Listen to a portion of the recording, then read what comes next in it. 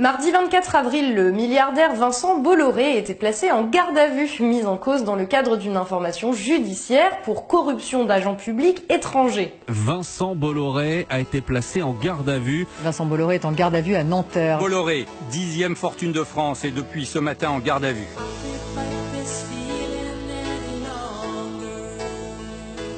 Ce soir, Vincent Bolloré est toujours en garde à vue à Nanterre, dans les locaux de l'Office central de lutte contre la corruption. Avec aujourd'hui un soupçon de corruption d'agents étrangers. Exactement, il n'a manifestement pas convaincu les enquêteurs puisqu'il a été déféré devant les juges en vue de sa mise en examen. Les magistrats le soupçonnent d'avoir favorisé l'élection de dirigeants africains en échange de la concession de terminaux portuaires, faisant ainsi passer ses intérêts personnels devant ceux de nations entières. On ne présente plus le très médiatique homme d'affaires Vincent Bolloré, à la tête d'un vaste empire comprenant des entreprises de transport, de papier, de plastique, d'huile de palme, mais aussi de communication, de publicité ou de médias. Vincent Bolloré s'était fait connaître au grand public en prenant la tête de Canal+ en 2015. Sa volonté supposée de contrôler l'information avait alors généré de vives polémiques. Depuis, le businessman a régulièrement défrayé la chronique en attaquant systématiquement en justice les journalistes et ONG mettant le nez dans ses affaires et en exigeant en compensation des sommes particulièrement élevées. En 2016, c'est France Télévisions qui avait fait les frais d'un tel procès suite à un reportage sur les conditions de travail dans une plantation d'huile de palme camerounaise dont Bolloré était actionnaire minoritaire. 50 millions d'euros, c'est la somme que réclame Vincent Bolloré à France 2 suite à la rediffusion d'un numéro de complément d'enquête jeudi soir. Capoel, il a 14 ans. Bonjour. C'est le plus jeune. C'est ton matériel ou on te l'a donné?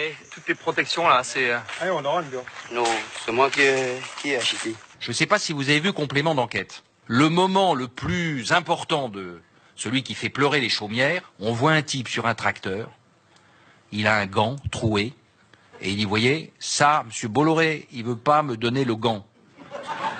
On a aussi une troisième plainte au Cameroun pour diffamation, et cette fois-ci, diffamation au Cameroun, c'est 6 mois de prison ferme, c'est-à-dire que Delphine Ernotte, ma PDG, Nicolas Poincaré, présentateur de complément d'enquête à l'époque, et moi-même, nous encourons tous les trois la 6 mois de prison ferme au Cameroun, donc c'est pour avoir simplement dit des choses qui sont vérifiées, recoupées, établies. Car s'il y a une chose que Vincent Bolloré n'aime pas voir évoquée publiquement, ce sont ses affaires africaines qui représentaient pourtant 2,5 milliards d'euros de chiffre d'affaires en 2017. Bolloré contrôle et exploite notamment énormément d'infrastructures africaines, à commencer par des voies de chemin de fer et des ports. L'entreprise Bolloré Africa Logistics détient ainsi les concessions des terminaux à conteneurs de 16 ports sur le sol africain, ce qui lui permet de contrôler une part extrêmement importante du transport de marchandises sur le continent et d'en tirer des bénéfices substantiels. Et l'on en vient à l'affaire qui nous intéresse, puisqu'il serait possible que 2 concessions portuaires aient été attribuées à Bolloré de manière très irrégulière. La justice soupçonne en effet le groupe d'avoir facilité l'arrivée au pouvoir des actuels dirigeants guinéens et togolais en mettant à leur disposition, à des tarifs préférentiels, les moyens de l'agence de communication Havas, propriété du groupe, en échange de l'attribution des concessions portuaires de Conakry et de Lomé à Bolloré Africa Logistics. Une explication possible au fait que quelques mois à peine après son élection, le président guinéen Alpha Condé ait brutalement rompu le contrat de son pays avec Necotrans, l'entreprise qui gérait le port de Conakry, pour en confier la concession à Bolloré. Un autre Français, Necotrans, qui 2 ans plus tôt avait remporté l'appel d'offres contre Bolloré, est expulsé par l'armée. Bien sûr, c'est à la justice de dire s'il y a eu ou non corruption. Si cela s'avérait vrai, cela voudrait dire que des industriels français peuvent, pour leur profit personnel, placer à la tête de nations supposées souveraines des hommes de paille pillant sans vergogne leur propre peuple. Rappelons que la Guinée est considérée comme l'un des pays les plus corrompus de la planète. Mais au-delà de cette hypothèse, peut-être y a-t-il un vrai problème avec le fait que des milliardaires transforment en terrain de jeu un continent entier au détriment de son développement.